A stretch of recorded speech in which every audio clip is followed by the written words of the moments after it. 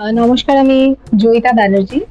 আহ, আমি খুব বেশি দিন পেন্টিংস করছি না। আমি অলমোস্ট 3-4 বছর শুরু করেছি। আমি একটা মাল্টি ন্যাশনালে কাজ করি। এটা অ্যাজ আ প্যাশন শুরু করেছিলাম, খুব ছোটবেলায় আঁকতাম, তো ফিরে আসে আর কি।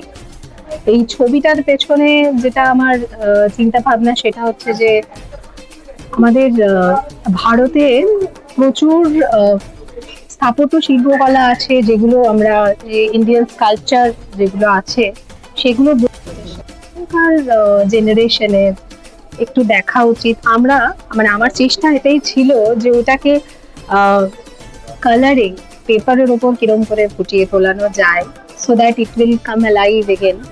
এবং যখন দেখবে কেউ এই ছবিটা, তখন তার চোখের সামনে সেই জিনিসটাই, সেই মূর্তিটাই জীবন্ত হয়ে ওঠার সেই ফিলিংটা যেন হয়। এই চিন্তাটাই এর পেছনে ছিল। আর all due respect to our Indian sculpture artists. Thank you so much.